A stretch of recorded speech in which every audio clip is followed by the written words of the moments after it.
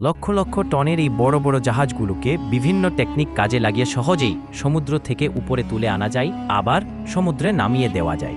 কিন্তু আপনি কি জানেন, আজ থেকে প্রায় ১১২ বছর আগে আটলান্টিক মহাসাগরে ডুবে যাওয়া টাইটানিক জাহাজ আজ পর্যন্ত কেন সমুদ্র থেকে বাইরে বের করা হয়নি? এর পেছনে কি কারণ আছে জানার আগে এই ছোট্ট বিড়ালটিকে যদি কিউট মনে করেন, তাহলে ভিডিওতে লাইক দিয়ে সাবস্ক্রাইব করে দিন। ১৯১২ সালে টাইটানিক তার প্রথম যাত্রায় হঠাৎ মাঝ সমুদ্রে বিশাল হিমখণ্ডে ধাক্কা লেগে জাহাজটি ডুবে যায়। তার ৭০ বছর পর ১৯৮৫ সালে টাইটানিক সমুদ্রের নিচে খুঁজে পাওয়া যায়। সেটি সমুদ্রের ৪ কিলোমিটার নিচে। আজও পরে রয়েছে সেই ৪ কিলোমিটার নিচের জলের তাপমাত্রা প্রায় ১ ডিগ্রি সেলসিয়াস।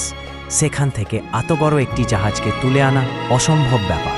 তবে বিজ্ঞানীদের এটাই ধারণা, আগামী ২০ থেকে ৩০ বছরের মধ্যে টাইটানিকের ধ্বংসাবশেষ সেখানে গলে নষ্ট হয়ে যাবে।